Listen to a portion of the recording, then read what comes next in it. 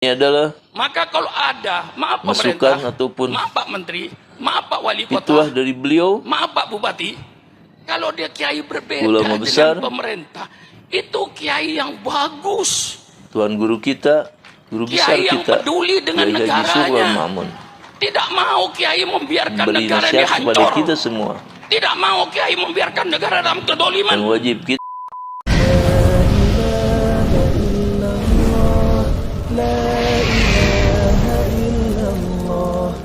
Bismillahirrahmanirrahim. Assalamualaikum warahmatullahi wabarakatuh. Kaum muslimin wa muslimat yang dirahmati Allah Subhanahu wa taala. Tak lupa kita selalu bersyukur kehadirat Allah Subhanahu wa taala yang telah memberikan kita kenikmatan yang tidak bisa kita hitung jumlahnya. Dan salawat kepada baginda Rasulullah sallallahu alaihi wasallam. Insyaallah kita diberikan syafaat oleh beliau nanti di yaumil akhir. Tuan guru kita, guru besar kita, Kiai Haji Sultan Ma'mun, yang telah memberikan nasihat pada kita semua, nasihat yang penting dari beliau, nasihat bernegara, nasihat bersosialisasi ataupun mengurus dalam bidang negara. Beliau sangat cinta dengan negara Republik Indonesia ini, dengan NKRI. Oleh karenanya, beliau sangat tegas memberikan solusi atau memberikan jalan keluarnya. Beliau sangat peduli. Beliau sangat mengkhawatirkan negara ini hancur. Oleh karena itu, beliau memberikan masukan, beliau memberikan nasihatnya untuk kita semua. Insya Allah, ini nasihat yang sangat ataupun betul-betul bermanfaat dari beliau, Kiai Haji Sultan Ma'mun. Beliau adalah guru besar kita, Tuan guru kita. Bismillahirrahmanirrahim. Ini adalah masukan ataupun pituah dari beliau, ulama besar, Tuan guru kita, guru besar kita, Kiai Haji Sultan Ma'mun, memberi nasihat kepada kita semua yang wajib kita perhatikan, ataupun nasihatnya itu yang sangat bermanfaat dari beliau. Beliau sangat mencintai kita semua dalam berbangsa dan bernegara. Beliau dengan tegasnya memberikan nasihat kepada kita semua.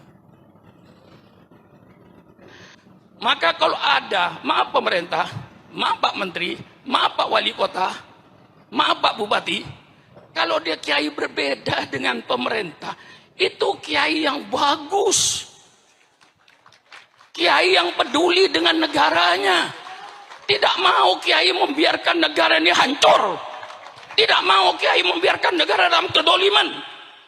Kiai tegur, kiai yang negor ini kiai yang baik, yang cinta negara, cinta bangsa. Kalau ada kiai berbeda, jangan ditangkap, jangan dipenjara. Kalau ada kiai berbeda, undang ke kantor kabupaten. Sultan Ma'mun berbeda dengan Bupati Lumajang. Bukan musuh saya ini. Saya cinta sama bupati, supaya bupatinya tidak tergelincir. Masa kiai sudah apa? Kiai sudah berproklamasi begini, gua masih dicurigai. Radikal. Apa-apaan itu? Nggak ada itu. Kiai radikal tidak ada. Kalau kiai amar ma'ruf nahi mungkar ada. Betul kan? Kita ini cuma menawarkan konsep. Kita ingin melaksanakan peradaban Islam yang berdasarkan Quran dan hadis. Ini yang kita inginkan. Karena banyak peradaban yang berdasarkan hawa nafsu. Seperti night club, dansa, joget, telanjang. Itu peradaban, tapi dasarnya nafsu.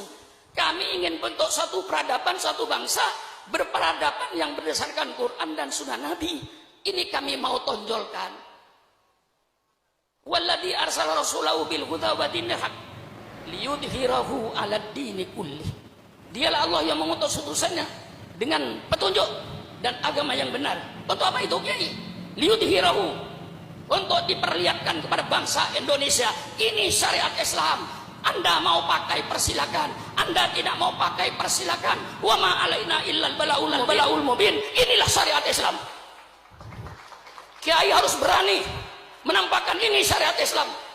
Bagaimana syariat Islam dalam berkeluarga, bagaimana syariat Islam dalam bermasyarakat, bagaimana syariat Islam dalam ekonomi, bagaimana syariat Islam dalam politik. Semua Islam ada. Jangan dikira tidak ada. Yang sekarang pada kiai pada takut bicara politik. Kiai, yang melarang politik itu dulu Belanda. Karena Belanda ingin menjajah Indonesia. Kiai dilarang baca politik, tidak boleh bicara politik di masjid, di majelis taklim dan lain-lainnya. Itu yang melarang bicara politik Belanda. Lombok Barat, Lombok Timur. Sampai sekarang dia pakai Nahdlatul Wathon, dirubah menjadi Nahdlatul Ulama sebagai jamiah. Nah, perlu diketahui mengapa tahun 26 itu berbentuk jamiah, tidak berbentuk partai politik. Ingat saudara, itu zaman Belanda. Kalau saudara bergerak di bidang politik, pasti ditembak oleh Belanda, dibunuh. Karena Belanda ingin menjajah Indonesia. Tidak boleh ada gerakan politik. Yang diizinkan oleh Belanda hanya gerakan keagamaan, sosial keagamaan. Maka NU ngambil jalan supaya tidak dimusuhi Belanda. Berdirilah Jam'iyah Nahdlatul Ulama tahun 1926 hasil musyawarah di Bubutan, Surabaya. Walaupun namanya Jam'iyah Nahdlatul Ulama, tapi para ulama mempunyai rasa tanggung jawab terhadap umatnya, sehingga tingkah lakunya tingkah laku politik. Namanya Jam'iyah, tapi tingkah lakunya tingkah laku politik untuk menjelang memperjuangkan kemerdekaan Republik Indonesia. Sehingga dari Nahdlatul Ulama itu menjadi panitia persiapan kemerdekaan, termasuk Pak Wahid Hasyim, Kiai Maskur, dan itu semua masuk di panitia kemerdekaan. Nah, berarti ini politik, tapi namanya jamiah, tapi tingkah lakunya politik, memperjuangkan kemerdekaan. Ini saya baca apa adanya yang saya tahu. Saya tidak mau menyembunyikan ilmu kepada generasi muda ini. Ya, Holil Nafis ini mungkin nggak tahu sejarah ini, walaupun tahu mungkin samar-samar. Ya, sekarang saya tandaskan supaya tahu betul NU itu dari mana cikal bakalnya dulu itu. Nah, bergeraklah dalam kemerdekaan, tidak pernah absen. NU dalam memperjuangkan kemerdekaan masuk dalam panitia persiapan kemerdekaan. Merdekalah tahun 45. Begitu merdeka yang punya gagasan Masumi, insya Allah itu Kiai Wahid Hasyim Nahdlatul Ulama, supaya wajah Islam itu satu partai politik, jangan pecah satu aja. Yang bernama Majelis Syura Muslimin Indonesia Masumi, itu gagasan dari Nahdlatul Ulama itu. Nah, kerjasamalah di dalam ya itulah namanya politik. Allahu a'lam bishawab. Setelah merdeka lahirlah Masumi, NU masuk di dalamnya dan yang punya gagasan. Berjalanlah Masumi ini berjalan, akhirnya terasa oleh NU istilah waktu itu Allahu a'lam bishawab. NU yang tahlilan, mereka yang dapat berkat. Menteri mereka, dirjen-dirjen mereka, NU hampir tidak kebagian. Jadi istilahnya waktu itu yang tahlilan orang NU, begitu pembagian berkat Pak Saiful kagak dapat, gitulah istilahnya. Nah, istilahnya.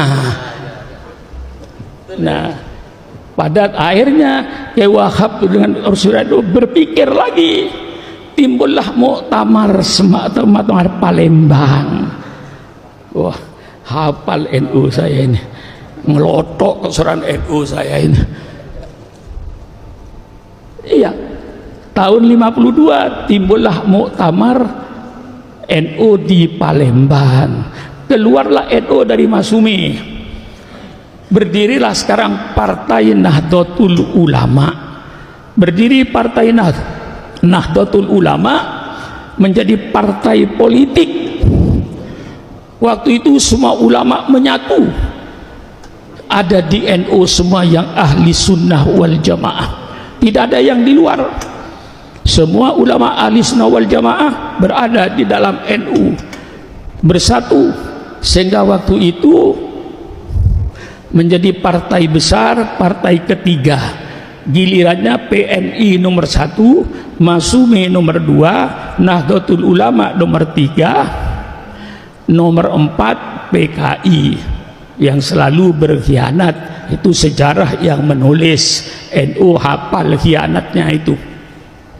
Nah, keluar jadi partai politik. Nah, kalau jadi partai politik namanya Partai Nahdlatul Ulama. Disitulah sayap-sayapnya hidup. Di setiap kantor Sarbu Musi, Serikat Buruh Muslimin Indonesia, kepunyaan NU. Sarnemi, Serikat Nelayan Muslimin Indonesia, di pantai utara itu semuanya benderanya Partai NU di Tegal mana itu. Berdiri lagi Les Bumi, Lembaga Seni Budaya Muslimin, untuk menyaingi Lekra. Waktu itu setiap ranting NU mesti punya drum band, sehingga kalau NU keluar geger, karena drum bandnya tiap ranting NU punya. Pada waktu itu semangatnya naik. Timbul lagi Perguno, Persatuan Guru Nahdlatul Ulama. Berdiri lagi macam-macam dari organisasi ini, Pertanu, Persatuan Tani Nahdlatul Ulama, semuanya berkembang. Ma'arif berkembang, semua madrasah-madrasah Ma'arif Nahdlatul Ulama. Subhanallah, subhanallah, hebat waktu itu. Semuanya bergerak, komponen Nahdlatul Ulama bergerak seluruhnya, sampai nelayannya, sampai pertaniannya, sampai pergununya, PMII-nya, PMII-nya, sampai Ibnu-nya berdiri, kemuslimatnya tampil, fatayatnya tampil, semarak. Sehingga waktu itu NU kalau tidak salah punya kursi 66 kursi di DPR. Lalu pimpinan-pimpinan waktu itu kita bangga. Ketua DPR NU, Ketua MPR NU, hafal saya, Kiai Haji Ahmad Saihu. Ketua MPR Pak Suban ZE, Ketua MPR itu, menterinya, Perdana Menterinya pernah Idham Khalid, Ketua DPR-nya Kiai Haji Ahmad Saihu, Menteri Sosial pernah orang NU, Menteri Keuangan pernah orang NU. Semangat.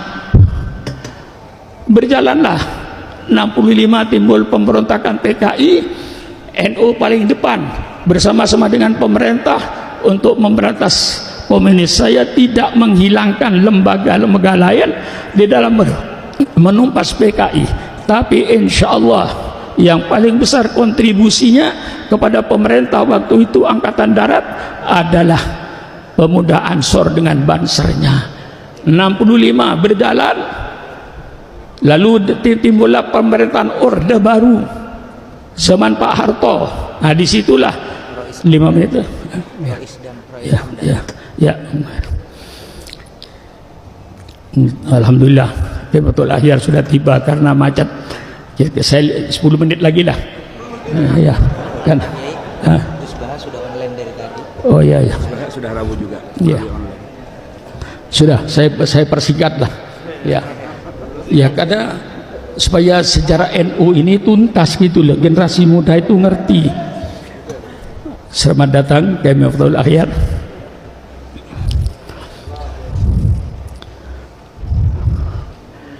Nah,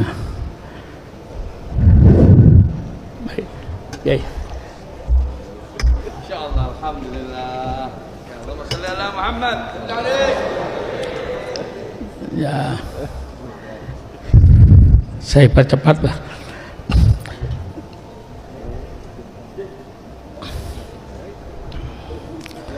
Tahun 73 politik waktu itu, nggak tahu saya Pak Saiful masih di mana tahun 73 itu.